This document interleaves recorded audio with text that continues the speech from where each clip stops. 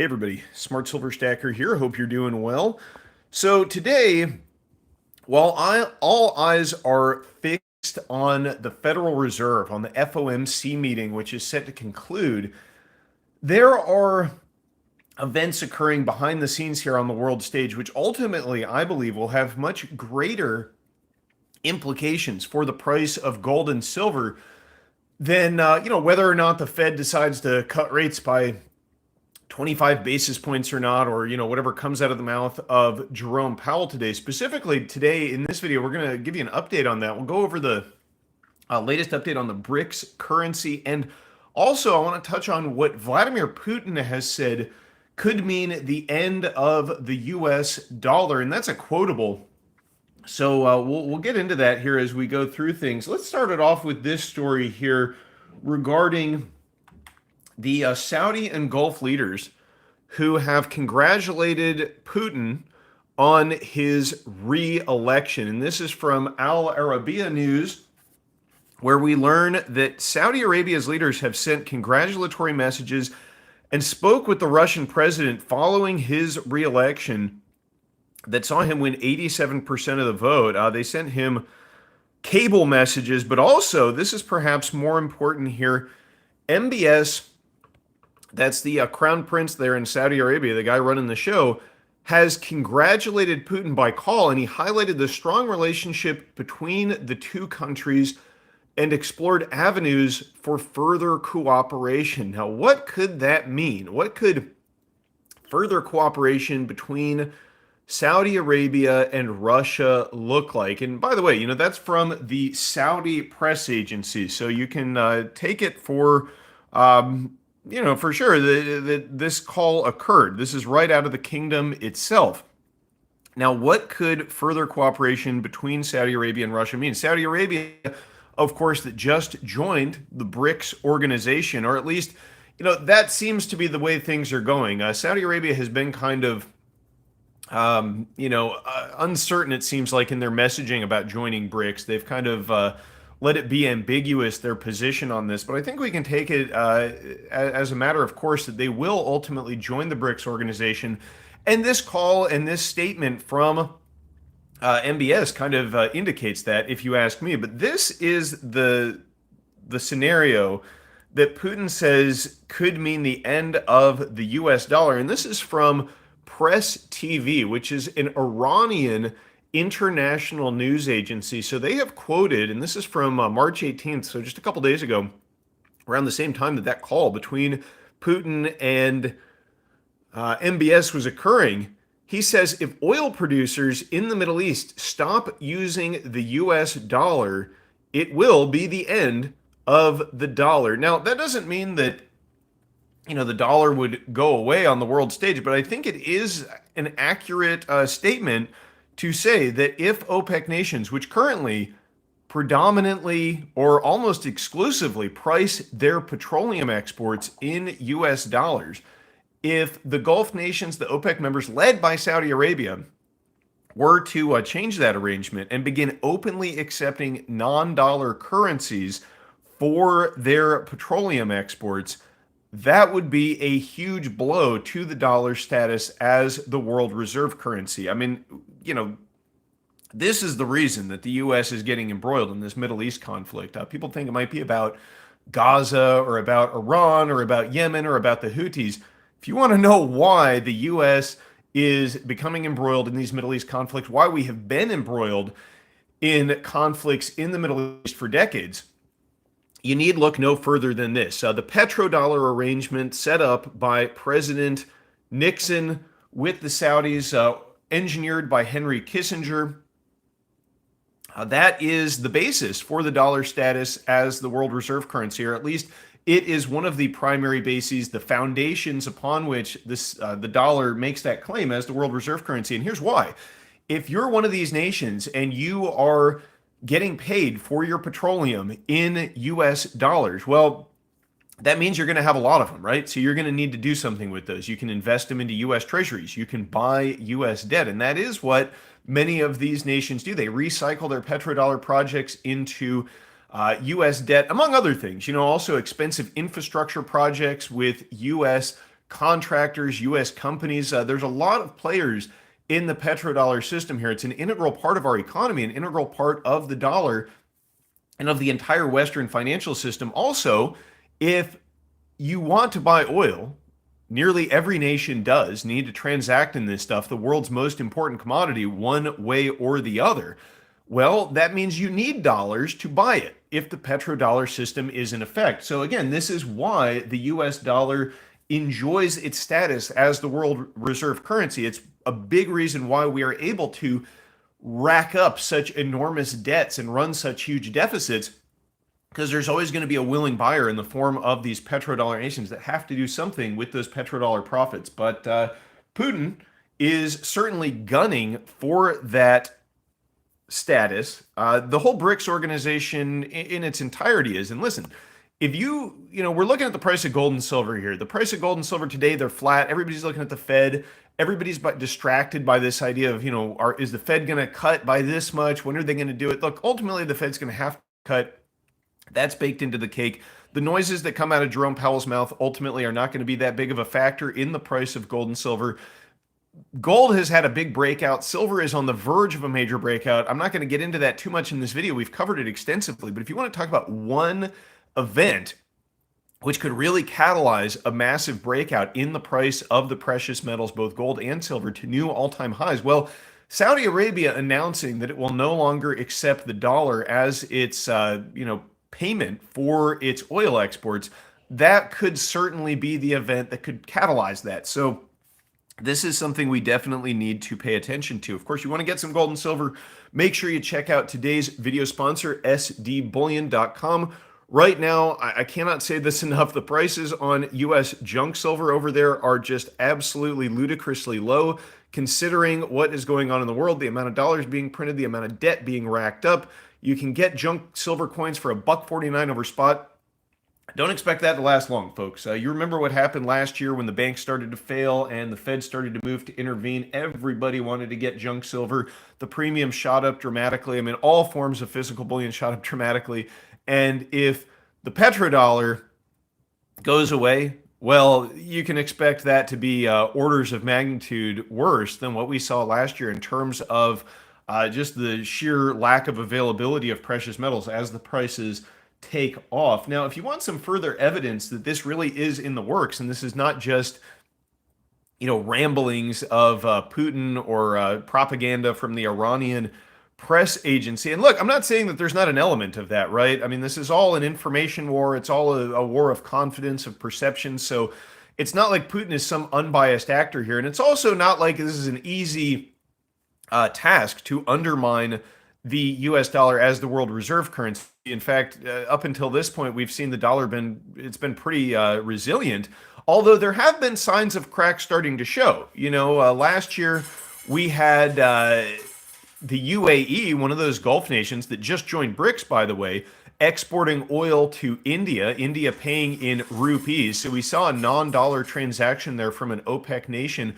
We also saw some UAE gas purchased by China via French Total Energy for renminbi. So this is not entirely without precedent. And it was also at the Davos last year that the Saudi finance minister said that they were willing to accept or at least consider non-dollar currencies for their exports. Now, since that time, look at what's happened in the Middle East. This is no coincidence, if you ask me. And this conflict will likely continue to heat up as the U.S. tries to defend its hegemony in the Middle East in terms of the petrodollar. I mean, how is that going to play out? I'm not sure. But ultimately, it's not going to be good for the dollar status because in order to defend that world reserve currency status, a huge amount of debt will need to be taken on. So, I mean, either way, it looks to me like the trajectory for the U.S. dollar for a massive debt crisis is on the way. And there really are some legitimate rivals in the works. We have this from the TASS Russian news agency. Now, you might notice I'm quoting a lot of foreign media in today's video, and that is because coverage of this stuff, is almost non-existent in the Western media. Go out there and try to find some of the information regarding these de-dollarization stories, and it really gets swept under the rug. They don't want people to be focused on this. How many people out there do you think know what the petrodollar is? have a conversation with your family and friends. See if anybody even knows what you're talking about if you mention the petrodollar. But here from the Russian TASS news agency, BRICS continues working on a common currency. This is from March 14th. According to a Brazilian Sherpa, that is the term, I believe, for the individual that is sent to the G20. Now, this is Mauricio Lirio who is being quoted. He is a high ranking Brazilian foreign minister. I looked him up. I don't have the page available to me right now, but he is in charge. He's the foreign minister in charge of finance in Brazil. So, a very high ranking, would certainly have knowledge of this. And this is his quote. He said, "We are working on that. The countries are discussing it under the Russian presidency." Because right now, this year, they have a rotating presidency in the BRICS nations, and Russia is in charge this year. They have the presidency, and it's one of the topics discussed during this presidency.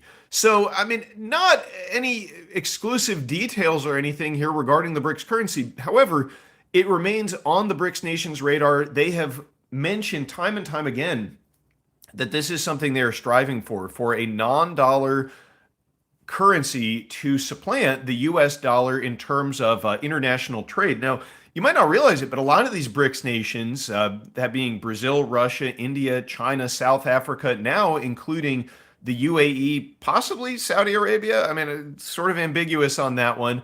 But all of these nations, they use potentially the dollar, with the exception of maybe Russia and Iran. They're not using dollars for cross border payments because they've been cut out of the Western financial system. But for example, I mean, China imports a lot of oil from Saudi Arabia. Are they currently paying for that oil in dollars? Well, they haven't made any statements to the contrary. And again, when they publicly do that, when they publicly announce, hey, we're going to start importing our oil from Saudi Arabia for yuan, that is going to have a big impact on the purchasing power of the US dollar. It's going to be another sign of a massive erosion of the dollar's purchasing power, and they are continuing to work on this. And what form this may take when this currency actually manifests itself, and it is going to manifest itself. At the beginning of last year, there was a lot of talk of two things: a BRICS currency and BRICS expansion at the BRICS conference in 2023. Well, what did we get? We didn't get a new currency launch. We did get a significant expansion, a number of new nations joining the BRICS organization. So, this year could be the year that we see the launch of a currency. And I don't have a crystal ball. I can't tell you when that announcement is going to come. But when it comes, when they actually begin using a dollar alternative BRICS currency, I think it could have a big effect on the price of precious metals. Not the least of which reason being that Russia and Iran, for over a year now, have publicly, their central banks, been working on a gold-backed digital currency for cross-border payments. So there's been a lot of speculation as to whether or not this BRICS currency may in some way be linked to a commodity. A lot of times when you talk about a BRICS currency, the pushback you hear is that the BRICS nations are not unified enough, right? They're too disparate. You've got Russia, China, Brazil, they're all over the place, right? They have different economies, different populations, different cultures. However, a good way to get nations together and to get them to cooperate is to have a currency without counterparty risk, right? So what might that look like? Well, if you want to look for alternative currencies, this isn't going to be a gold back, right? It's probably just going to be gold. We've got gold backs here in the US, so there's some alternative currencies here. But they could have a basket of currencies. They could have it backed by gold. Who knows? But this could have a big impact on commodity prices. And I'm not just talking gold and silver, right? This would be big for the price of petroleum, for the price of nickel, for the price of rare earth elements. All of this stuff could potentially be affected. The BRICS nations control a lot of these things. Platinum, for example. It's like South Africa and Russia combined control a huge portion. I don't know the exact numbers. I think it's more than 80% of world platinum production. And, platinum is one of those things that's hard to replace, right? Maybe you replace it with palladium or some other platinum group metal, but guess what? Russia and South Africa control the bulk of that as well. And so the possibility of a BRICS currency, whether it be a fiat currency or an electronic currency or commodity backed, it is in the works. And it's something we need to be on the lookout for because doesn't seem like anything people are paying attention to or taking very seriously in the West, especially not in the Western media. I mean, everything is all about the Fed. In terms of finance, everybody's looking at Bitcoin, everybody's looking at cryptocurrencies, everybody's looking at tech stocks. Everybody's looking for the next Nvidia. They're looking for when the Fed is going to tweak monetary policy this way or that way. Meanwhile, this stuff is playing out on the world stage, which really could have a massive impact on the dollar and on the purchasing power of the dollar. So, you got to wonder why you don't hear mention of this, right? Why it's like, look over here, not over there. And it's because this stuff is a real threat. And it is really all a confidence game at this point. And unfortunately, for many of us in the United States, I think that we may be some of the last to be in on this. But, we don't have to as stackers. We're ahead of the game, I think, way, way ahead of the game if you've been stacking for any length of time. And when you see these things play out, I just think it's more critical than ever to have some hard assets in your possession that, they don't rely on the Western financial system. They don't rely on anybody's digital financial system. Smart money around the world is buying up gold at a record pace, the central banks. And I think that, we should be doing the same. It's not financial advice, not telling anybody out there to go out and buy metals, do your own research, do your due diligence. But that's what I am doing in anticipation of these potential threats to the dollar status as the world reserve currency. And of course, the Fed cutting rates is important in the sense that they're ultimately going to be cutting rates by quite a bit, a lot more than they are letting on. And, they're going to face the choice of either letting the whole house of cards fall apart or doing that. And that's why I'm convinced that ultimately they're going to be printing tons of money. So it is important. And that also contributes to the desire for foreign holders of U.S. assets, dollar-denominated assets, U.S. debt-based instruments.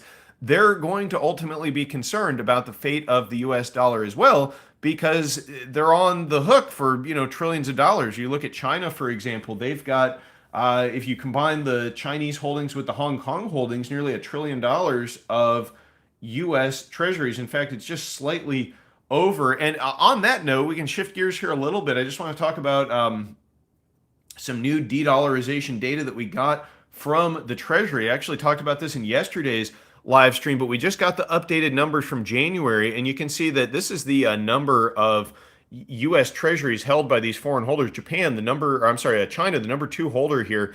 You can see that they actually had bought some treasuries for 2 months there in November and December. Well, we just got the data for January, and they once again have resumed selling U.S. treasuries. And, nothing goes down in a straight line, or in fact, maybe it's unusual for that to occur. And so I think that buying of U.S. treasuries, for whatever reason, maybe they needed to suppress their currency briefly to foment exports. Maybe they needed to take advantage of the highest, interest rates. We'll see. This is funny. I see someone in the chat here saying, I'm going to read this comment to you. From your last video, silver is about to break out. Silver is down from $25.15. Just stop it already. You've been proven wrong. Well, look, I'm going to continue stacking. We'll find out who's right or wrong. I'm looking at silver right now. Markets are basically flat. Silver's at 25.08. So, I'm saying that when we get a break above 25.50, above $26, I don't have the chart pulled up right now, but silver's looking like it's going to experience a major breakout. The fact that silver has gone down a few cents, if you think that proves it wrong, well, that's fine. Let me know, how big is your short position in silver if you don't think it's going to break out? People are clueless. There's trolls and stuff on the internet, so it's good not to read too much into that. But, I worry that there are those of you out there, maybe been stacking for a while.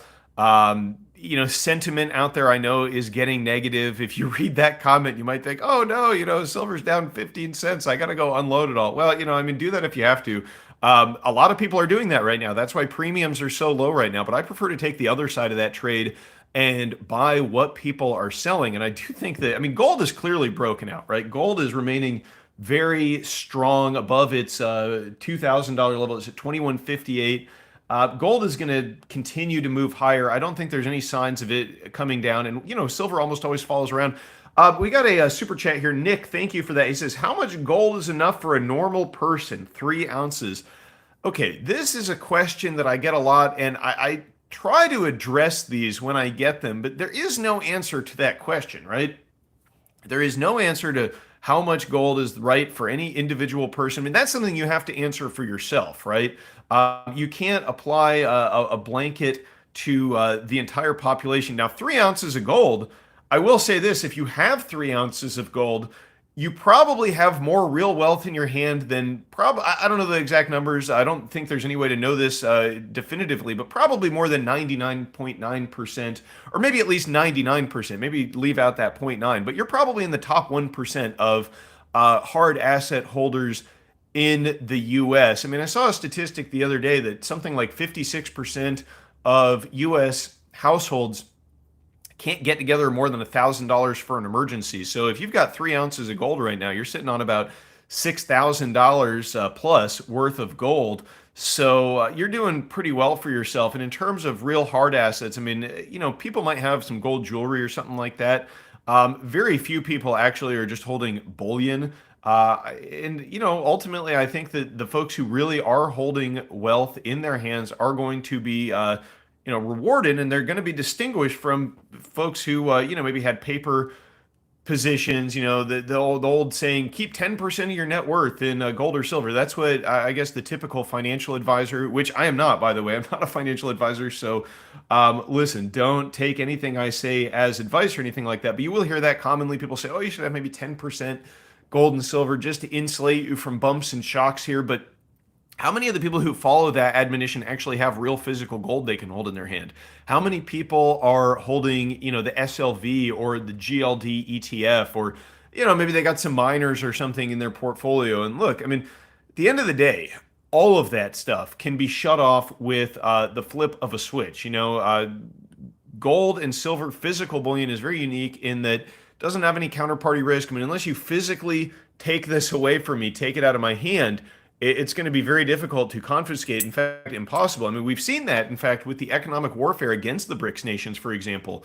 Russia had a lot of gold, and that's doing them a lot better than the hundreds of billions of dollars they had, which were confiscated by the West. Europe, now Scholz over there in Germany announcing that many of those Russian assets are going to be auctioned off and used to fund a war in Ukraine. So how's that for dollar-based assets that you're holding? Not only can they be seized, not only can they be eliminated, but they can literally be used to finance a war against your own country. So, I mean, is it any wonder that nations around the world are looking to get out of dollars and into hard assets like gold? And, the reason that we probably haven't seen an outright end of the petrodollar system, as we've discussed earlier in this live stream, I mean, look at the Middle East. Look at what's happening to Yemen. I mean, they're getting hundreds of sites targeted, hundreds of sites bombed. And I think that there's a couple of things going on there. One, it shows you that if you step out of line, you're going to get an airstrike. You're going to catch a revolution or something like that. And don't act like that is conspiracy theory talk or tinfoil hat. I know a lot of people out there think that the U.S. is, entirely benevolent on the world stage. And look, I live in the U.S. U.S. is better than many, let's say, on the world stage. But there is a history of intervening in other nations' political affairs. I mean, just go Google Operation Ajax if you want to know what I'm talking about. That is the West deposing the democratically elected prime minister of Iran, Mohammad Mossadegh, back in the 50s. And that was all about oil, too. So you can look that up. But, nations, I think, don't want to catch an airstrike, so they haven't ended the petrodollar yet. They haven't accepted non-dollar currencies. But another thing is going on here in the Middle East, and that is that, despite the fact that Yemen is catching airstrikes and stuff, the Houthis aren't going anywhere. So, we'll see. I've got Nick here saying gold buffalo or American eagle to stack. Pick one for USA to stack. Okay, well, if it were me, I guess I would have to go, if I could only pick one, I'd probably go with the eagle. Buffaloes are also super cool. I think aesthetically, I actually prefer the buffalo. And the buffalo is 24 karat gold, which is kind of cool. But I think that the if you can only go with one, the American Silver Eagle, or I'm sorry, the American Gold Eagle is probably the way to go. I mean, it's a little more recognizable. It's a little more durable too, by virtue of the fact that it's 22 karat gold. It's got a little alloy there to make it a little tougher. So I guess I would go with that one. I mean, that is the primary bullion coin, and either one you won't go wrong with. Either one is a beautiful coin and a great choice. It's real money. But that's my take. I mean, I would just say stack both if you're of a mind to. Nothing wrong with that. Let me know what you think. If you would go with the American Silver Eagle, put a one in the chat. If you like the Buffalo more, put a two. I'd be curious to kind of get the audience poll on this. But look, I mean, at the end of the day, gold is gold, right? It doesn't matter whether it's a buffalo or an eagle stamped on the coin. It doesn't matter if it's a Valcambi. It doesn't matter if it's in the form of a gold back. I mean, gold is gold. And look, the nice thing about living in 2024 is that, I mean, almost anybody out there can afford to get into gold and silver right now. I mean, what is silver? Silver is still at around half of its 2011 high. It's also half of its 1980 high, by the way. Now, a lot of people want to, say, oh, well, you can't use the 1980 high because it was the Hunt brothers. Well, obviously, there was a lot more going on in 1980 than just the Hunt brothers, because gold also hit a record all-time high at that time.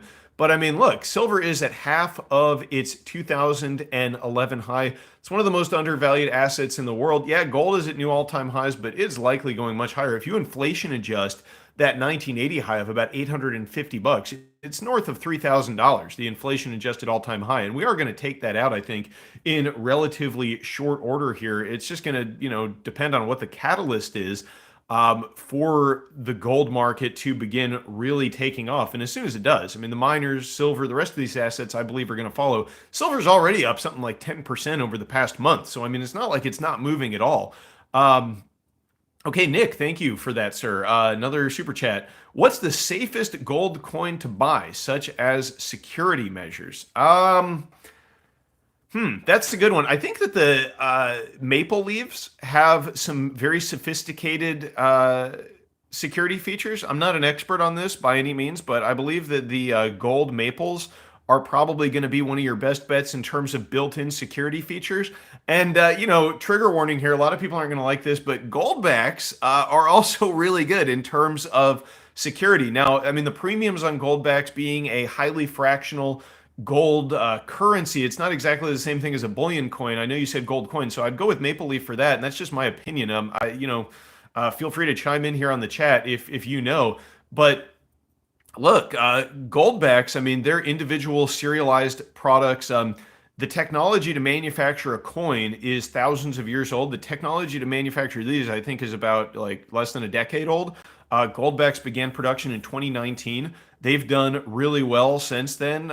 They've performed just as well as gold. If you think that the premium's too high, well, I mean, you can go sell them right back into the marketplace and get that premium back. So it's not really like a premium in the sense that you go buy a numismatic coin for $100 and you take it to the coin shop and they'll buy it for 50. No, you can buy this and go take it to there are online dealers that have zero spread, Alpine Gold Exchange and the UPMA. You can check them out. There's a link down in the description. They have some unique services related to goldbacks.